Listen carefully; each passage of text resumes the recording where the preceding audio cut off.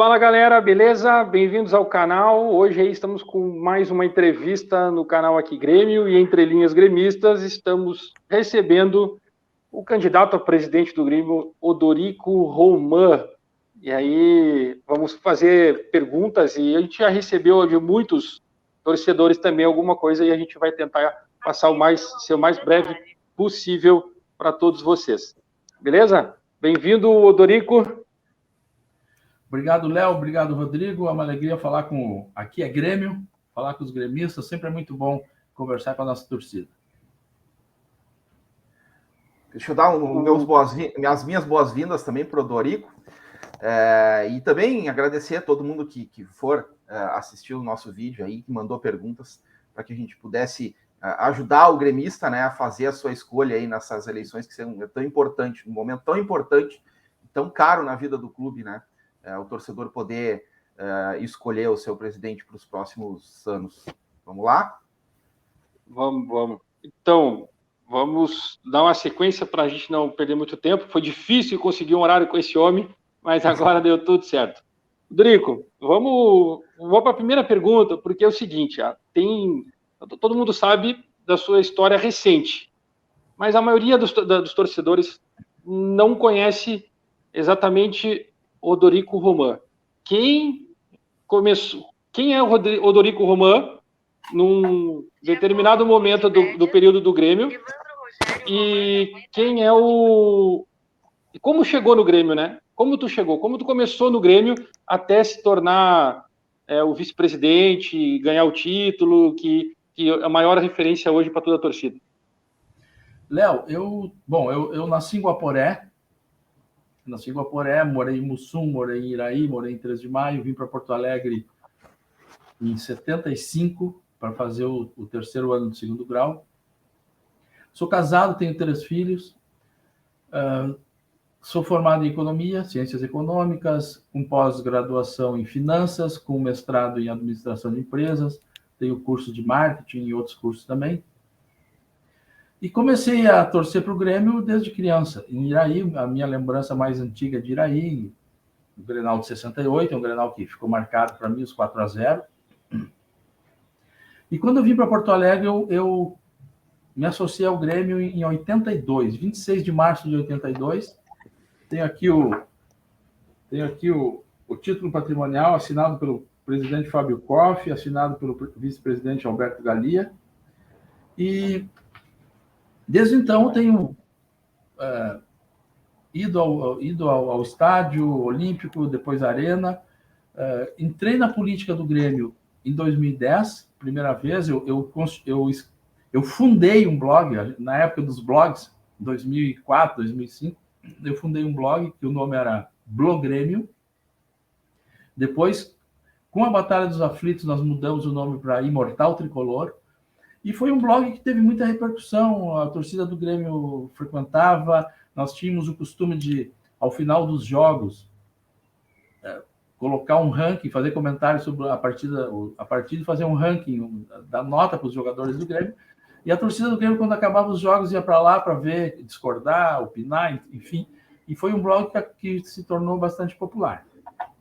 Depois, quando eu estava fazendo curso de mestrado, eu conheci uma pessoa que era do movimento político do Grêmio. E conversando um dia sobre Grêmio e coisas e tal, eu comentei que eu era o Arigatô. Meu nome no blog era Arigatô. Eu era o Arigatô do blog Imortal. Não, tu é o Arigatô? E daí conversa. Ele acabou me convidando para umas reuniões do movimento, insistiu, eu acabei indo, era o Grêmio Novo na época. Aí eu acabei que na eleição de 2010 eu fui candidato ao conselho e entrei no Conselho Deliberativo em 2010. Eu estou agora no terceiro mandato como conselheiro, iniciando o terceiro mandato como conselheiro, e em 2012 o presidente Fábio Koff concorreu a presidente, me convidou para ser vice-presidente. Fui vice-presidente do presidente Fábio Koff em 2013 e 2014. Depois fui vice-presidente do presidente Romildo, 2015 e 2016, eleito. E em 2017, eu fui vice-presidente de futebol. Então, em 2016, Fiz alguns trabalhos no Grêmio desde a época do presidente Fábio Koff, participei da negociação do terceiro aditivo da Arena, fiz trabalhos de busca de informações e dados sobre o licenciamento do Grêmio, sobre a base do Grêmio. Depois, a aquisição do SAP também foi uma participação importante que eu tive. E no futebol, 2016, como diretor de futebol, ganhamos a Copa do Brasil, e 2017, como vice-presidente de futebol, ganhamos o Tricampeonato da América. Saí no início de 18, saí em janeiro de 18, e a partir daí voltei a ser o torcedor que fica em casa, vai à arena, assistindo os jogos do Grêmio. O Dorico, até tu mencionasse agora que saiu em 2018, né? A gente costuma receber também a gente recebeu algumas perguntas de alguns torcedores, e embora a gente já saiba que tu comentaste a respeito da tua saída em alguns outros veículos aí, eu vou te perguntar se tem algum motivo especial do porquê que tu saiu, alguma questão familiar, se quiser falar. Rodrigo, eu quando saí, falei que era por motivos familiares, e realmente eram motivos familiares, só que eu não quis entrar em detalhes. Porque acontece que o vice-presidente eleito, ele não é muito demandado. O vice-presidente eleito participa das reuniões do Conselho de Administração, participa de alguma missão, alguma representação que o presidente peça, ou alguma reunião extraordinária que é feita para discutir algum assunto. Não é uma atividade que demande muito tempo das pessoas. E eu fui vice-presidente e fui diretor de futebol em 2016. Em 2017, como vice-presidente de futebol, eu tive a atividade é completamente diferente. O vice-presidente de futebol, se ele quiser ser efetivamente um vice-presidente de futebol que tem o mando, que tem o comando, que tem a presença no vestiário, ele precisa estar todo dia no CT, ele precisa viajar sempre com o time, e viagem, quando eu digo viagem, não é a viagem do dia do jogo. A delegação às vezes viaja 2 dias antes, treina na véspera, faz o reconhecimento do gramado, tem o dia do jogo e retorna no dia seguinte. Então, muitas vezes, uma viagem para jogar uma partida são 4 dias fora de Porto Alegre. Então, eu tive uma atividade muito intensa em 2017, muitas ausências. E tem um episódio que eu não comentei à época, porque eu achei que não era inadequado, que era inadequado, mas agora eu já comecei a comentar e vocês vão entender por quê. Em 2015, eu fui sequestrado. E tinha um familiar meu, menor de idade, junto, de 10 anos, e ele conseguiu escapar, e eu fiquei com os bandidos lá 4 horas. E aquilo ali foi um episódio bem marcante na minha vida, na vida da minha família. E eu, quando fui ser vice de futebol, vamos abreviar a história, porque é uma história que me traz algumas emoções, assim, que quando eu fui vice de futebol, eu não consegui ficar o tempo que eu gostaria de ficar com a minha família, com os meus filhos, e por isso eu entendi que eu não poderia ficar mais um ano naquela atividade de viagens, de treinos. Às vezes eu ia no CT de manhã, porque tinha treino de manhã, e de tarde tinha treino de tarde, e eu resolvi então que eu precisava interromper essa ausência e ficar um pouco mais próximo da minha família. Foi esse o motivo que agora eu posso falar. Meu filho já é maior de idade, está tudo bem, está tudo tranquilo, mas realmente, na época, foi uma opção que eu tive que fazer por necessidade mesmo de dar mais atenção. Como eu falei, quando eu saí, apenas não explicitei dessa forma. Fugindo um pouco até da nossa sequência aqui de perguntas, mas aí agora é uma questão jornalística, a tua questão de segurança a partir de lá para cá, tu conseguiu se ajustar, fez alguma mudança de local, trabalhou algo nesse sentido para não acontecer nada contigo e família próxima ou até um pouco mais distante, não? Na verdade, todos estamos sujeitos, né, com a violência que existe, todos estamos sujeitos a essas coisas. Certo. O que aconteceu foi que eu estava saindo de uma clínica e fui abordado por dois indivíduos armados e, enfim, fui sequestrado e fui levado. E a minha segurança é a segurança de todo mundo. Quando eu evito sair de carro à noite agora, mesmo de dia, porque foi de dia que aconteceu, mesmo de dia, antes de chegar no carro, eu olho os arredores, vejo se tem alguma coisa suspeita, e é isso. Tá. Não, joia. tranquilo. Só acaba gerando uma preocupação porque, enfim, né, são pessoas, né? Deixa eu falar uma coisa sobre o profissionalismo, né? A gente viu o projeto de profissionalismo do clube em todos os setores. E a gente vem percebendo já ao longo do tempo, eu consigo acompanhar o Grêmio de 90 para cá, sempre tem essa proposta do profissionalismo. Mas chega no momento em que as coisas estão acontecendo, é o presidente, e aí daqui a pouco vem uma outra pessoa que não é o profissional da área, não que seja o remunerado, né? Mas eu digo conhecedor da função que assume. A gente pode até dizer que teve 1 ou 2, talvez 3 casos nesse período. O que pode ser diferente contigo? Como Léo, nós vamos efetivamente profissionalizar o Grêmio. Nós vamos começar com um CEO de mercado, um CEO que conheça grandes empresas, como o Grêmio é uma grande empresa, com orçamento que pode chegar a 500 milhões de reais. E, a partir disso, nós vamos estabelecer um procedimento de seleção de executivos. Nós temos os do Grêmio, alguns executivos do Grêmio são executivos que têm qualidade, mas nós queremos trazer outras pessoas também. Claro que os executivos do Grêmio não significa que todos serão afastados. Nós vamos selecionar pessoas do mercado para as áreas que o CEO entender que são necessárias.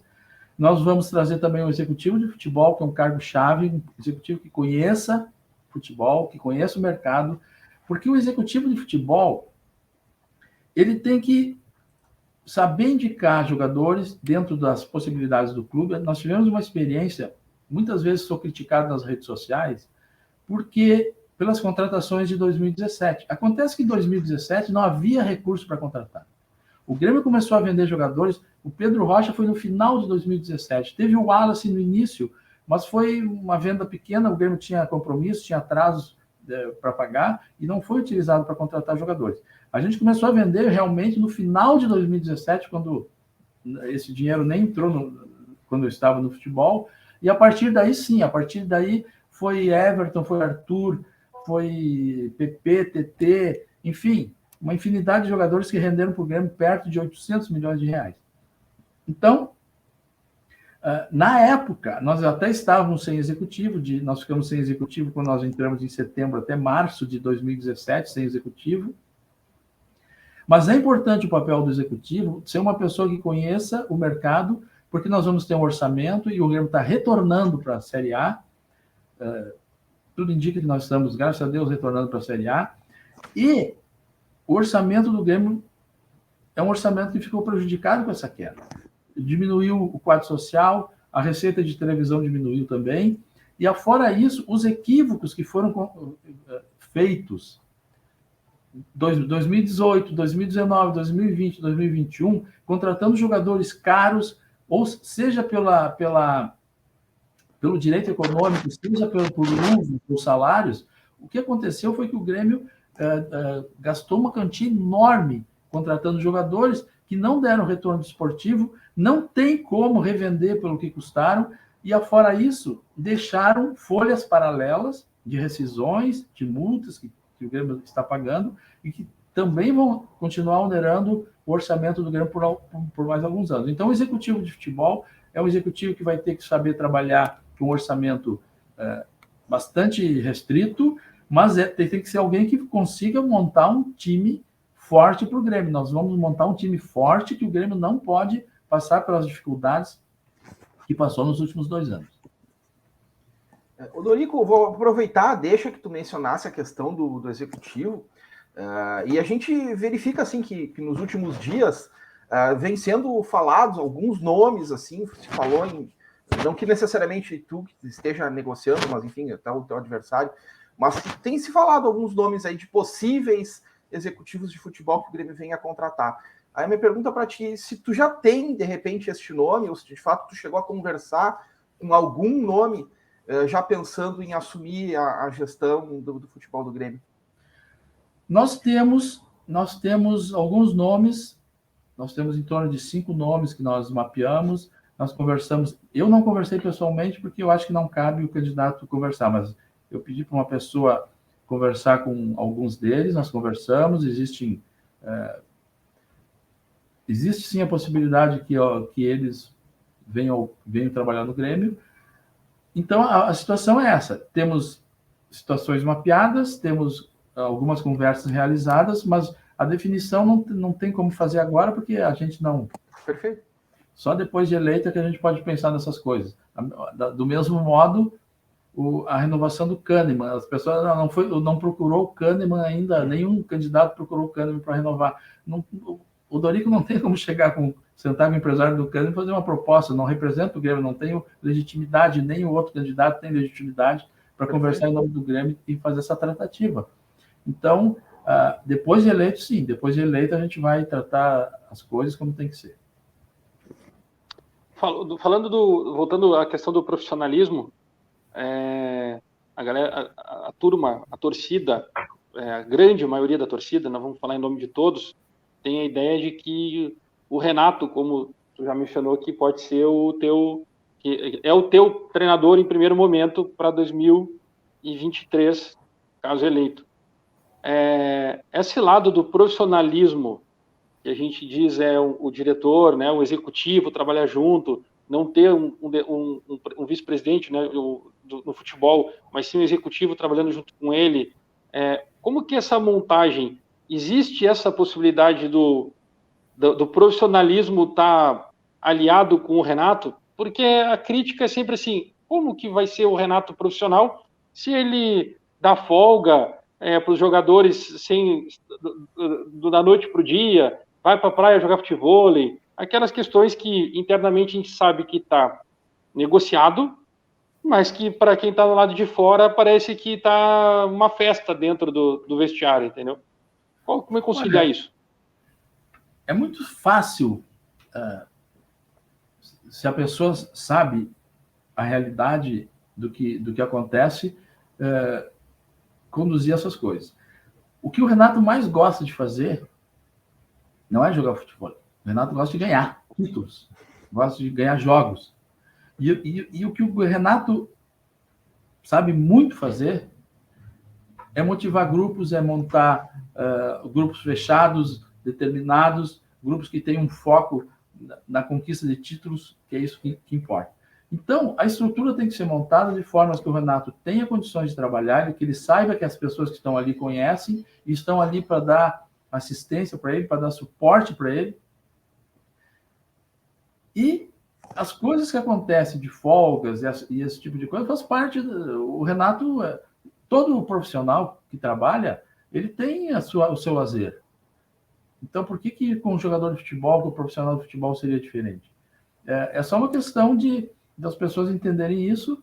E quando nós trabalhamos com o Renato, nós tivemos vitórias, nós conquistamos títulos. Ou seja, foi uma fórmula que funcionou porque tinha estrutura, tinha hierarquia, tinha diálogo e teve títulos, teve taças, teve vitórias.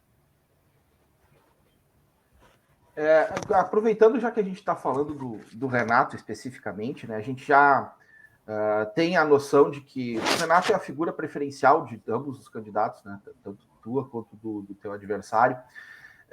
E já, pelo menos aquilo que a gente tem ouvido e lido nas notícias, é que existe um mútuo interesse, né, não só do Grêmio, no caso teu, como representante do Grêmio, se eleito for, como do próprio Renato em permanecer.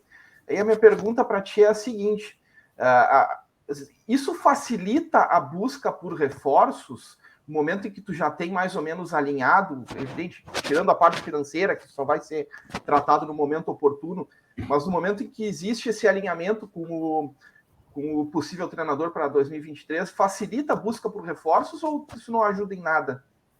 Facilita no sentido de que, se nós já temos o treinador, a gente sabe, pode discutir nomes com o treinador e ganha tempo. Porque se a gente tivesse que ganhar da eleição, começar a negociar com treinadores, a gente perderia talvez alguns dias nessa definição do nome para depois entrar nas contratações. Já tendo o treinador definido, ganha-se esse tempo, já se pode começar a montar o plantel, o grupo para o ano que vem. Uma apertadinha aqui, Rodrigo. Já tem as posições para mapeadas com o Renato e para poder fazer essas possíveis contratações? Talvez ali um lateral direito, talvez um centroavante. Renato já não te precisa deu dar a nomes, lista. mas a gente vai começar a ter um caminho. Já tem esse caminho aí, não? O Renatão já te deu a lista? Eu conversei esses dias com o Renato e na verdade, eu citei um nome para ele, perguntei o que ele achava de um nome. Foi o único, um nome se falou só. Mas o que a gente tem consciência é que o grupo do Grêmio precisa ser reformulado.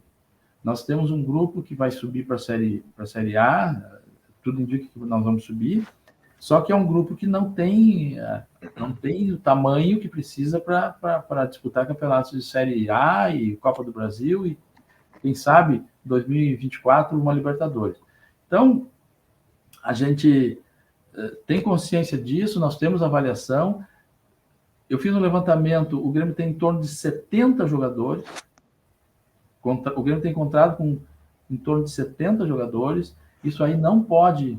Não é racional isso. O clube de futebol tem 70 profissionais contratados, jogadores, isso consome muito recurso, enquanto nós temos outras áreas do clube, como, por exemplo, o departamento de futebol feminino, sem atendimento adequado de orçamento, de valores para fazer um time competitivo, e a gente tem esse volume enorme sendo gasto com jogadores que não tem como aproveitar 70 jogadores.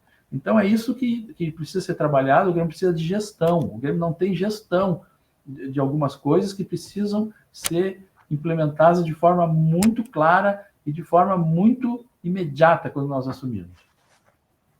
Já tem a espinha dorsal, pelo menos? Desculpa atrapalhar por aí, mas a espinha dorsal foi feita? Não, nós temos mapeados jogadores que nós entendemos que podem compor o grupo no ano que vem. Agora, a mesma situação... que eu citei antes do Cano, mas não tem como entrar em negociação com jogadores não sendo presidente do Grêmio. Não, eu digo quem fica. A gente dorsal. Sabe os que têm potencial, mas nem sempre só ficam os que a gente quer, porque o jogador tem contrato e o clube não pode simplesmente rescindir o contrato, isso gera custos imediatos, então tem que ser uma coisa analisada, negociada, para depois ser decidida. Eu ia até avançar justamente nessa pergunta, né, de como fazer esse gerenciamento do grupo, que certamente vai sofrer uma cirurgia significativa para o ano que vem. E a gente tem, assim, com a torcida, né, alguns jogadores, algumas peças que a torcida meio que pega assim, para Cristo, vamos assim dizer, né, que reclama muito, o fulano nunca não tá bom, o ciclaninho tá gordo, não sei o quê. Como que faz para conciliar a torcida, né, os interesses da torcida, ou a opinião da torcida, com o que de fato precisa ser feito para construir esse elenco? Rodrigo, nós, torcedores, somos muito impacientes, nós queremos ganhar sempre, nós queremos ganhar títulos, queremos ganhar jogos. Existe uma coisa assim, como tu falaste em Cristo, né, o jogador escolhido para Cristo. A mesma coisa do rei morto, rei posto. Cristo morto, Cristo posto. Quando o time está perdendo e um jogador é considerado o Cristo da vez, e esse jogador é dispensado, negociado, enfim, imediatamente um novo Cristo é eleito. Ou seja, se o time está perdendo, sempre vai haver, nós, torcedores, sempre vamos achar que tal e tal jogador são os culpados disso e o jogador vai sofrer cobrança. Ou seja, isso faz parte do contexto do futebol e só termina quando o time começa a ganhar e a torcida está satisfeita. Show. Dorico, pode falar, Rodrigo. Não, é que eu ia te dizer, porque a gente, como o Dorico mencionou a questão do futebol feminino, eu achei relevante a gente questionar para ele qual é o plano que ele tem para o futebol feminino, claro, né? A questão da gestão do futebol feminino daqui para frente. Eu tenho um ponto de vista que quando alguém está representando o Grêmio, está vestindo a camiseta do Grêmio para competir, o clube tem obrigação de dar condições desse atleta competir para ganhar, seja o que for. E nós vemos um futebol feminino frágil, um futebol feminino que não tem condições de enfrentar as principais equipes do Brasil, e isso vai mudar. Na nossa gestão, nós vamos investir no futebol feminino, vamos montar um time competitivo, e o futebol feminino é infinitamente mais barato, né, do que o profissional masculino. Então, não é difícil nós atendermos o departamento de futebol feminino e montarmos um time que possa competir com as principais equipes do Brasil. E isso nós vamos fazer. Do mesmo modo a base, nós queremos investir muito na base, porque entendemos que a base pode ser o motor, ela já foi no Grêmio, o motor a partir de 17, a partir de 2013, com jogadores que foram trazidos, depois eles frutificaram e se transformaram chamado uma colheita de 800 milhões de reais que o Grêmio faturou, e é isso que o clube precisa também. O clube não pode ficar dependente de cota de TV, do quadro social apenas. Embora a receita com venda de jogadores seja uma receita incerta, o clube precisa se estruturar para gerar essa receita continuamente, de forma continuada. E isso é feito como? É feito fazendo uma captação adequada na base, fazendo uma formação adequada, e nós queremos melhorar a formação do Grêmio, trazendo equipamentos novos, trazendo máquinas que são usadas na Europa para treinar jogadores. Nós vamos buscar viabilizar isso, investir dessa forma na base e fazer com que a base do Grêmio seja um contínuo de fornecimento de jogadores para o profissional, os jogadores deem retorno desportivo e depois, posteriormente, se tiverem mercado, consigam dar um retorno financeiro para o clube também. Falando feminino ali e na base também, eram as perguntas na sequência, tem uma coisa que nos deixou vários torcedores. Teve uma declaração do ex-vice-presidente de futebol no final de 2021, logo após a confirmação da queda, em que a base, naquele momento, não serve. Eu sei que ele se expressou mal, mas isso repercutiu negativamente até perante os torcedores, com os próprios jogadores das categorias de base que estavam entrando no campo e dando o mínimo que seja de resultado para aquele time desorganizado, que ficou desorganizado por conta do ambiente. E ele disse assim, a base não serve. Nem o Ronaldinho, que foi o melhor do mundo, era titular aqui. Por que essa base que está aqui tem que ser titular? Está gravado isso no Grêmio TV. Se não excluíram ainda, ela está no Grêmio TV. E eu fiquei louco quando ele falou uma coisa dessa. Parecia que ele não entendeu por que o Ronaldinho não era titular na época, e ainda comparando as categorias de base do Grêmio, desde o Ronaldinho para cá, mas nenhum surgiu com a mesma chuteira do Ronaldinho Gaúcho. Então a gente não podemos usar na mesma frase. Essa declaração atrapalhou muito isso. E aí vem a questão das avaliações. Aí o jogador vai lá e perde um gol, erra um passe, e a gente sabe que é um processo cultural de lançar jogador. O Grêmio tem uma demora para lançar. E muitas vezes a transição é dita como base, e ela não é base, ela já é profissional. O jogador fica ali com 21 anos, 21, 22, às vezes com 23 é chamado para jogar no time principal, e aí talvez ele consiga dar um resultado, ou às vezes não dá. Esse processo, Dorico, não tem que antecipar. Eu até vi que o presidente o Romildo antecipou, né? Tirou o 23 e tornou sub-21. Mas será que isso não é no sub-20? Será que não tem que chegar assim, bateu 20 anos, vai lá e joga? Não deu um ano, bota o jogador em outro lugar e segue a vida? Não é por aí? Léo, muito do que tu falaste é real, tem que ser assim. O que acontece é que o jogador, quando sai da base, os jogadores eles têm tempos diferentes de maturidade. Tem jogadores que com 20 anos já está maduro, tem jogadores que demoram um pouco mais, 21, 22. Tem jogadores até que se estima que, isso tudo com base científica, com base em exames que são feitos de maturidade da estrutura óssea, das cartilagens, se sabe se o jogador já está com o físico dele no ponto de maturidade adequada. Então, o jogador pode até 23 anos. Só que o que acontece? O Grêmio tinha 2 projetos, um chamado Lapidar e um chamado Transição, que eram projetos de finalização de jogadores. O jogador está quase pronto para ser profissional, falta algum detalhe, ele tem alguma deficiência, ele vai para o Lapidar. falta um pouquinho de maturidade em algum outro aspecto, ele fica na transição ali perto dos profissionais para adquirir experiência. Só que isso no Grêmio era para ter 5, 6, 7 jogadores. Isso acabou virando um departamento autônomo com 27 jogadores. Ou seja, não tem fundamento isso, não tem lógica e não é racional esse tipo de coisa. Tu tens razão. O jogador que até 21, 22, só por razões muito especiais se diga, não, esse jogador tem potencial. Eu posso até citar um exemplo. O Everton era um jogador que se esperava que ele fosse florescer aos 23. Já era lá atrás, em 2017, 2016, 2015, já se tinha essa estimativa de que o Everton ia demorar um pouco mais. E realmente. Agora, tendo esse dado científico de poder esperar um pouco mais para o jogador é uma coisa. Agora, manter um grupo de jogadores sem motivo, sem racionalidade, sem campeonatos para disputar, gerando apenas custo para o clube, me parece que não é adequado e não é correto. O Dorico, deixa eu aproveitar essa deixa da pergunta do Léo e a tua resposta com relação ao processo de formação.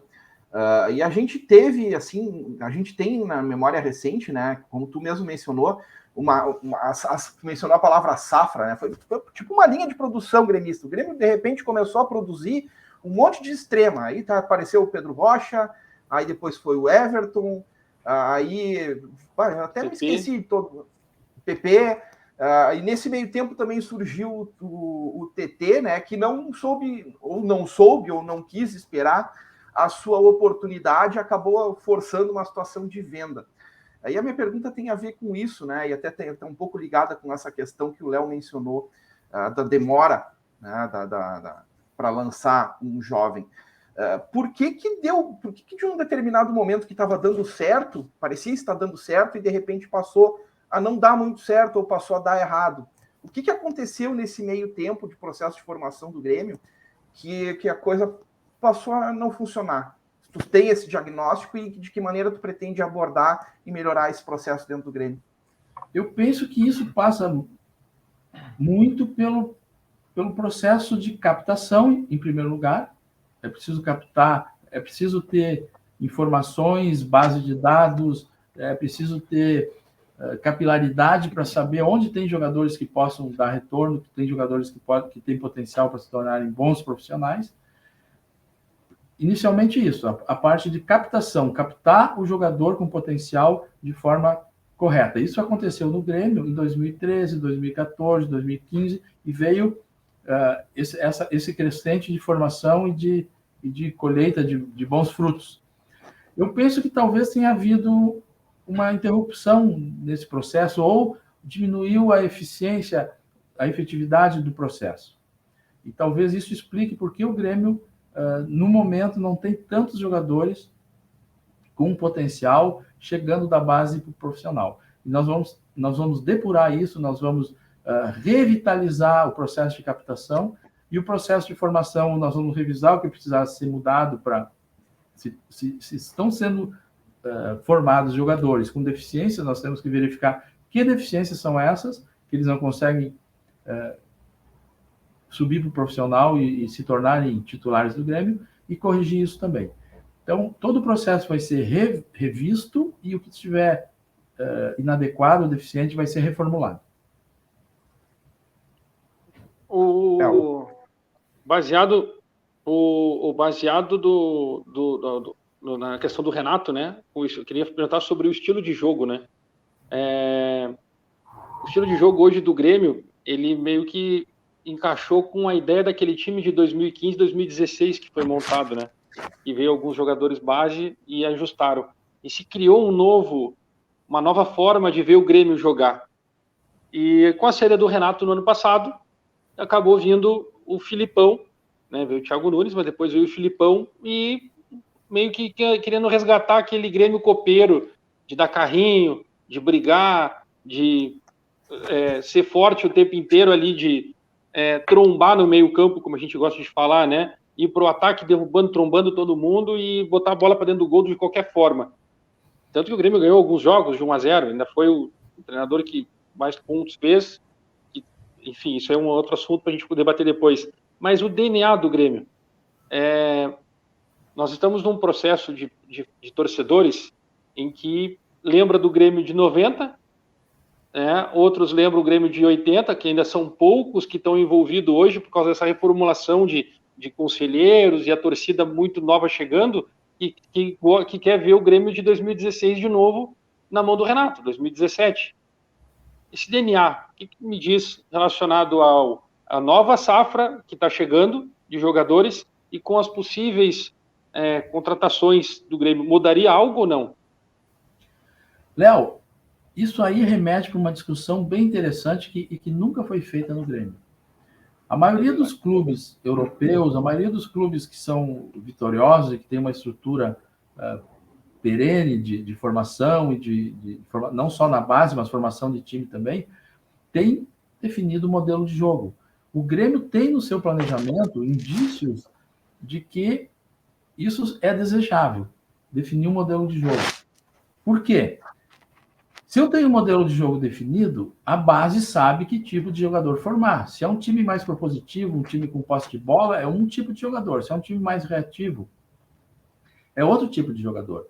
E também, se o clube tem definido o seu modelo de jogo, ele não vai pular de um treinador de posse de bola para um treinador de retranca, vamos dizer assim, para pegar dois extremos. De retranca que fica esperando o adversário para contra-atacar. São formas completamente diferentes de jogar, e se o clube não tem isso definido, acontece essa questão de contratar jogadores porque o treinador pediu, o time que ele quer montar é de um jeito, e aí o treinador sai, vem outro, tu tem que contratar outros jogadores, aí tu empresta esses que foram contratados antes, e fica essa coisa de folhas paralelas, de despesas inúteis, de desperdício de recursos, que são raros. Então, é uma discussão que talvez tenha que ser feita no Grêmio, mas aí não é uma questão do Conselho de Administração, é uma questão do clube. O Conselho Deliberativo definir isso e cobrar que o Conselho de Administração siga essa referência.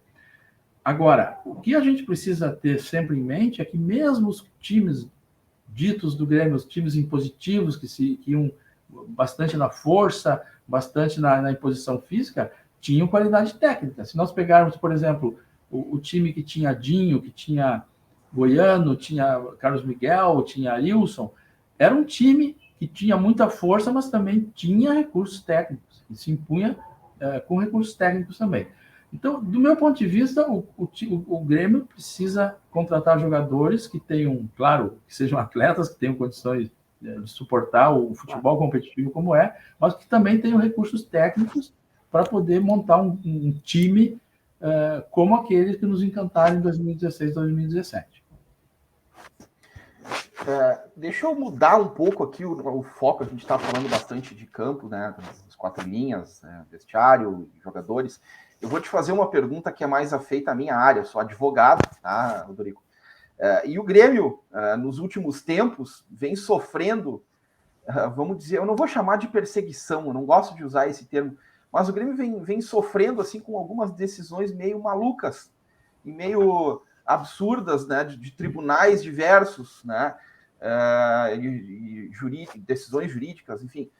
Aí a minha pergunta para ti é no seguinte sentido: tu acha que o Grêmio vem sofrendo algum tipo de prejuízo, de pressão em relação a essas decisões e que têm sido injustas? De que forma que tu pretende abordar esse tipo de situação perante a CBF, tribunais e tudo mais, para modificar esse cenário de que só o Grêmio é punido, que a impressão que a torcida tem de que só o Grêmio é punido diante de situações que parecem ser de 2 pesos e 2 medidas? Olha, eu penso que o Grêmio, por algumas questões que a gente precisa ter bem ciente, adquiriu um conceito ruim junto a autoridades. E isso precisa ser combatido, não combatido de forma assim, de aumentar os conflitos, mas o Grêmio precisa entender o que aconteceu e abrir diálogos com órgãos que influenciam no futebol, com tribunais, com autoridades, e estabelecer procedimentos, critérios e principalmente diálogo para restabelecer o Grêmio numa situação de equidade com outros clubes. Eu não tenho dúvida que o Grêmio sofre, às vezes, penas em função de acontecimentos passados. E isso é ruim. Nós precisamos estabelecer um patamar onde o Grêmio tenha o mesmo tratamento dos demais clubes. Um exemplo nesse sentido que pode ser dado é a questão da biometria no estádio do Grêmio, que é diferente da biometria em outros estádios, e isso, a única justificativa para isso é que o Grêmio não soube estabelecer o diálogo adequado com quem decidiu essas coisas. Então, sem dúvida nenhuma, o Grêmio precisa afinar mais esse relacionamento com órgãos públicos, com autoridades e com tribunais. Léo. O Turico, voltando na parte do profissionalizar e a gente montar o time com criatividade, né? Com o executivo tendo essa criatividade, sabendo que o Grêmio vai ter uma dificuldade financeira, né? Para poder montar uma equipe, montar um time competitivo. O Grêmio passou por esse... O Grêmio teve essa visão que teria problemas financeiros em 2022, por conta de ter sido rebaixado. Em 2021, o Grêmio já estava num equilíbrio, mas não buscou uma alternativa de patrocínio. Buscar receitas. Tinha clubes que estavam vendendo espaço de patrocínio na meia. Até hoje tem. Né? Tá no meião lá, coloca lá o patrocínio do cara e ganha e busca para ajudar nessa formação. O que o marketing do Grêmio hoje não é o que ele faz? Por que ele espera chegar ao patrocínio e ele não vai em busca do patrocínio para o clube? A gente sabe que o extrema do Brasil, nós somos, né, o Rio Grande do Sul, o extremo do Brasil tem a dificuldade por causa da dupla Grenal. Não está na hora de quebrar esse paradigma, eu falo isso desde 2010, não está na hora de quebrar, na verdade, desde 2012, quando foi construída a Arena. Eu achava que o Odoni ia fazer isso, mas ele ficou com medo e não fez. Não está na hora de quebrar isso e dizer assim, eu quero ter o meu patrocinador master e eu quero colocar mais 2 ou 3 master. O Palmeiras acabou de fazer isso. Colocou a CIMED, o mesmo recurso da master deles. Léo, essa é uma pergunta bem interessante, porque ela remete para um problema que é recorrente no Grêmio, reclamações a esse respeito do patrocínio. E eu penso que nós temos, sim, que buscar quebrar essa amarra que existe no Rio Grande do Sul, de achar que se o Grêmio é patrocinado pela empresa A, o outro clube também tem que ser patrocinado pela empresa A, porque senão as coisas não funcionam, a empresa não vai aceitar. É possível, sim, nós buscarmos um patrocinador, tem que ver a condição dos contratos atuais para verificar, que não tenha contrapartida do outro lado também. É preciso usar o mercado, é preciso saber vender o Grêmio como um clube que tem milhões de torcedores, milhões de fãs, e que pode dar retorno de imagem para uma empresa. E essa questão de que porque está com o patrocínio do Grêmio, na camisa do Grêmio, não está do outro clube, os consumidores não vão comprar, isso não existe, isso é uma falácia, é uma lenda que criaram na área de marketing. O marketing não funciona dessa forma, mas se estabeleceu isso no nosso mercado, e se for possível, nós vamos buscar quebrar isso, porque eu acho que o Grêmio tem a ganhar saindo dessa amarra que se criou. É uma bolha que precisa ser rompida. E aí tu prejudica o clube, tu fica vinculado a um valor. E aí é por isso que eu digo assim, qual é o recurso que o Grêmio vai ter ano que vem se o marketing é o mesmo? Tu vai mudar o marketing sendo presidente, mas o Grêmio só está com recurso da TV e vai ter que ajustar porque tu tem contas para pagar, ficou algumas coisas jogadas para 2023, então assim, é um jogo de cintura tremendo, mas só um pouquinho, tu precisa cortar custo, reduzir custo, como foi feito até na questão do almoço no CT, né? Eu estou aqui falando algo que não é bem dessa forma, mas assim, teve uma redução do almoço, né, no CT, mas tu não resolveu trazer uma empresa, então, que bancasse o CT para ti. Lembra quando fazia as pré-temporadas, que tu ia para Bento e tal, e aí era tudo pago, vinha um patrocinador de bebida? Cara, cadê essa... Por que isso não acontece, entendeu? É isso que eu estou tentando mostrar para a torcida.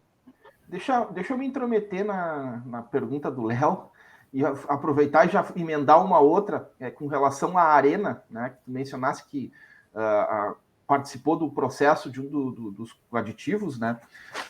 E é evidente que o Grêmio também pode aproveitar da própria venda do naming rights, desde que resolvida a questão da Arena.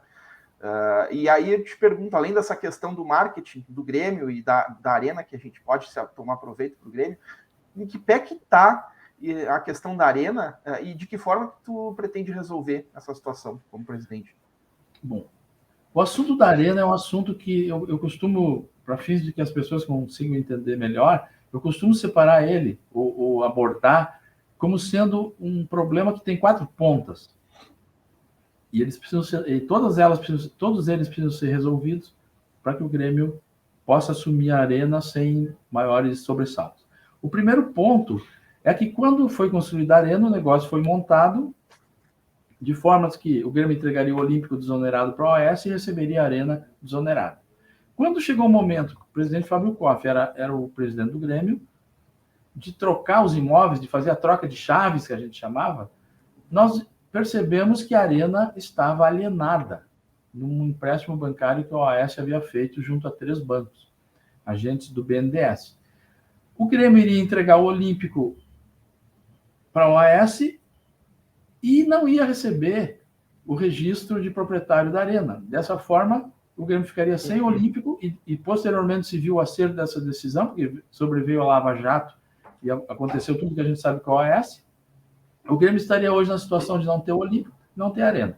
Então, por isso, porque lá em 2013 se decidiu não entregar o Olímpico para a Arena, porque nós não iríamos receber a Arena como deveria ser pelo contrato, é que o Grêmio ainda detém o Olímpico, e isso foi uma decisão muito acertada na época. Então, esse ponto precisa ser solucionado. A dívida que a OAS tem no Banco do Brasil, no Banrisul e no Santander, que fazem com que o imóvel esteja numa alienação fiduciária nesses bancos.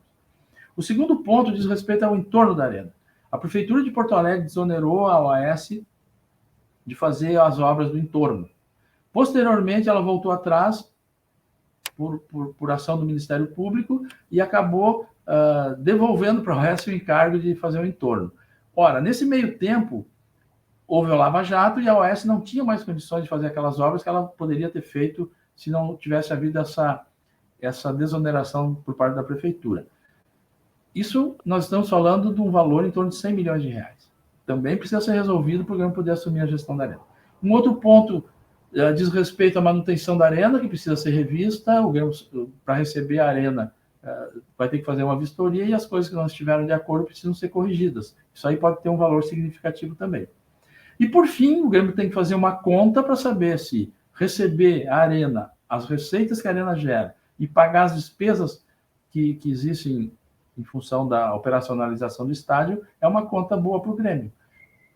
Esses 4 pontos precisam ser equacionados, estudados, definidos, resolvidos, alguns deles, para a gente poder assumir a gestão da Arena com tranquilidade. Posso te dizer que tu foi o senhor, estou falando tu aqui, até vou te pedir desculpa, mas